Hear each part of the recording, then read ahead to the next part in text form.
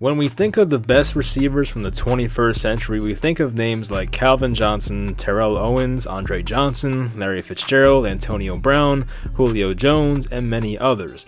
This isn't to take anything away from those guys, but there's a receiver that played from 2005 to 2015 that everyone seems to forget about. That player is former Falcons wide receiver Roddy White. White, during his 10-year NFL career, made 4 Pro Bowls, a first-team All-Pro in 2010, and 3 appearances on the NFL's Top 100 list, which debuted in 2011. Roddy White entered the league in 2005 as the 27th overall pick, but it took a little while for his career to take off. His first 2 years in the NFL were spent in the Vick era, and due to the fact that Vick didn't throw the ball for many yards or even for many attempts, it negatively affected Roddy White's stats. Roddy also contributed his early struggles to him being immature and having to grow up. In a New York Times article, Roddy told his mother that he was moved down the depth chart, and when Roddy's mom threatened to move in with him once again, he flipped the switch and turned his career around. There was even a moment in 2005 when the Falcons benched White because he was apparently too involved with nightclubs and bars and struggled to remember his routes during practices. Some people were quick to write him off and even label him as a bust, but however, after Vick was sent to prison, Roddy White put together a stretch of 6 seasons where you can argue that he was the most consistent receiver in the NFL during that time. In 2007, his quarterbacks were a pretty underwhelming group, whether it was Joey Harrington, Chris Redman, or Byron Leftwich, but in the midst of a 4-12 season for Atlanta, White put up over 1,200 yards on 83 receptions during his 3rd-year breakout. Once the Falcons took Matt Ryan 3rd overall in the 2008 draft, the Falcons would offer one of the best quarterback and wide receiver duos for the next half-decade. In 2008, White's stats got even better, this time nearly totaling 1,400 yards on 88 receptions and a career-high 7 touchdowns at that time. The Falcons, with a trio of Ryan, White, and newly signed running back Michael Turner, turned in an 11-5 season to make the playoffs. They would end up losing in the wildcard round to the Arizona Cardinals, but Roddy White himself had 11 receptions for 84 yards and a touchdown. In 2009, the Falcons would trade for the future Hall of Fame tight end Tony Gonzalez, making their offense even scarier. Roddy continued to dominate with 85 receptions, 1,153 yards, and a career-high 11 touchdowns. From 2010 to 2012, Atlanta had a 3-year stretch of making the playoffs, and White was one of the top contributors on offense.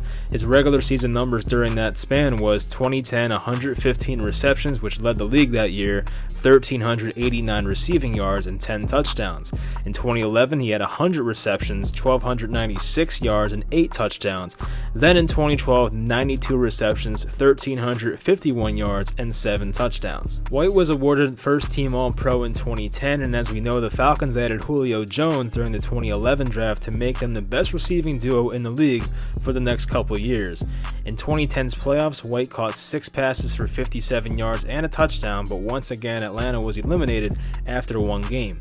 2011 was basically the same story, but in 2012, Roddy got his first playoff win in Atlanta, beating the Seattle Seahawks 30-28 in a thriller, but unfortunately they were eliminated by the 49ers in the NFC Championship game. White had over 100 receiving yards in that game, but the Falcons' offense was stood up in the red zone to end the game. White had 2 targets on the final set of downs, both passes were knocked away, and would send the Niners to the Super Bowl. From 2007 to 2012, White had 6 consecutive 1,000-plus yard seasons, which at the time was a Falcons record until Julio Jones tied it last season in 2019. White was the model of consistency with a great work ethic, and unlike most players at his position, didn't cause drama. He kept his head down and just kept putting up big numbers year after year.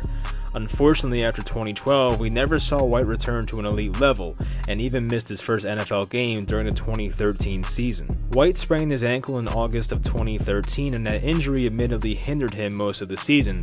He also had some hamstring issues as well, but even in those 13 games, put up over 700 yards and 63 receptions. In 2014, Roddy played in 14 games and nearly reached 1,000 yards, totaling 921 yards on the season.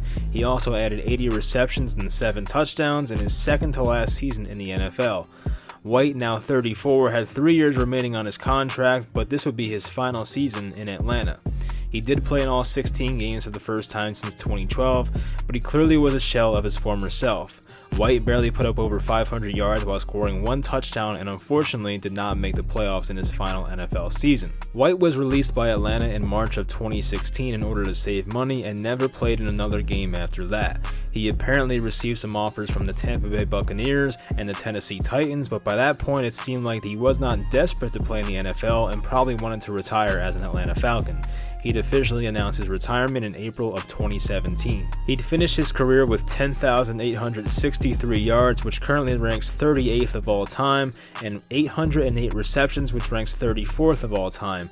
White's career averages over a 16-game season would be 75 receptions, just over 1,000 yards, 6 touchdowns, and 13.4 yards per reception. Those numbers are good, but if you only include the seasons at his peak, which was the 6-year span of over 1,000 yards, his 16-game pace looks incredible.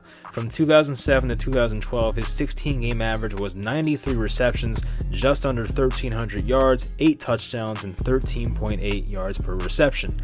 If he kept it up for at least a few more seasons and played more than just 6 at a very elite level, he would probably be a Hall of Famer for sure. It's a shame because White could have had better numbers if it wasn't for the run-heavy Michael Vick offense his first 2 seasons and even the injuries in 2013 that started to derail his career. Like Tony Romo in my last video, he might not be considered a Hall of Famer, but you could make the argument.